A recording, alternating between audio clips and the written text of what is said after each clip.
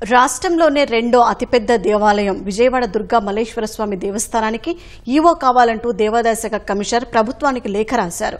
పూర్తిస్థాయి అధికారి లేక పరిపాలనపరమైన ఇబ్బందులు తలెత్తుతున్నాయని నివేదికలో వెల్లడించారు. ఈ దస్త్రం ముఖ్యమంత్రి కార్యాలయానికి చేరింది. సమర్థ అధికారిని దుర్గగుడి ఈవోగా నియమించాలని సీఎం చంద్రబాబు ఆదేశించినట్లు తెలిసింది. ఇంద్రకీలాద్రిపై దుర్గా మల్లేశ్వర స్వామి దేవస్థానానికి డిసెంబర్ 31 తర్వాత పూర్తిస్థాయి ఈవో నియామకం జరగలేదు. కెఎస్ రామారావు ఉద్యోగ విరమణతో అత్యవసరంగా ఇన్ఛార్జి ఈవోగా ప్రస్తుతం దేవాదాయ శాఖ కమిషనర్గా వ్యవహరిస్తున్న రామచంద్రమోహన్కు దుర్గగుడి ఈవోగా అదనపు బాధ్యతలు అప్పగించారు. దేవాదాయ శాఖ కమిషనర్గా, దుర్గగుడి ఇన్ఛార్జి ఈవోగా, ఇదే సమయంలో ఏడీసీగా కూడా బాధ్యతలు నిర్వహిస్తున్న రామచంద్రమోహన్ తాజా పరిస్థితులను వివరిస్తూ ప్రభుత్వానికి 2 రోజుల క్రితం లేఖ రాశారు. కమిషనర్గా ఉంటూ దుర్గగుడి ఆలయ పరిపాలనను చూడడం ఇబ్బందిగా మారుతోందని ప్రభుత్వం దృష్టికి తీసుకెళ్లారు. ఆలయ ఈవోగా మరొకరిని నియమించాలని కోరారు. ఇందుకు సంబంధించిన నివేదిక సీఎం కార్యాలయానికి చేరింది. దీనిని పరిశీలించిన ముఖ్యమంత్రి చంద్రబాబు సైతం సమర్థవంతులైన అధికారిని ఈవోగా నియమించాలని ఆదేశించారు.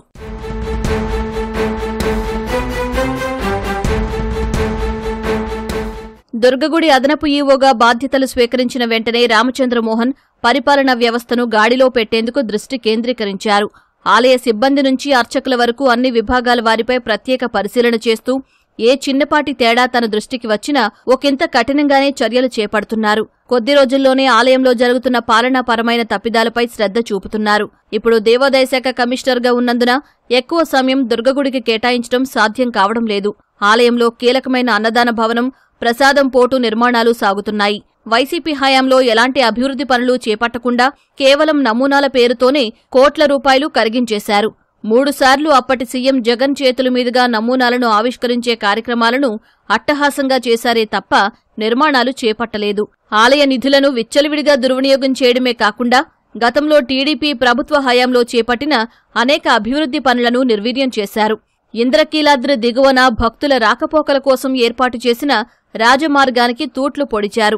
ఇరువైపులా ఉన్న రాతి మండపం కూలగొట్టారు. రాజమార్గాన్ని కుచించుకుపోయేలా చేస్తూ ఎలివేటెడ్ క్యూలైన్ పేరిట 13 కోట్ల రూపాయలు కరిగించే కార్యక్రమాలు చేశారు. భక్తులు మహామండపంలోని 1వ అంతస్తుకు కూడా చేరుకొని ఈ నిర్మాణం దండగాని నిపుణులు సూచించినా పట్టించుకోలేదు. ఆలయ ప్రతిష్టను దిగజార్చేలా ఇటీవల దళారులతో కలిసి కొందరు సిబ్బంది భక్తులకు వీఐపీ దర్శనాలు చేయిస్తూ డబ్బులు దండుకుంటున్నారు. ఆలయంలో నిబద్ధతతో పనిచేసే సిబ్బంది చాలామందే ఉన్నా వారందరినీ పక్కన పెట్టేశారు. అధికారుల చుట్టూ తిరుగుతూ భజన చేసే బృందాలను గత 5 ఏళ్లు ప్రోత్సహించారు. ఆలయంలో చీరల కుంభకోణం నుంచి టెండర్ల వరకు అనేక అవకతవకలు జరుగుతున్నా బాధ్యులపై కనీస చర్యలు తీసుకోలేదు.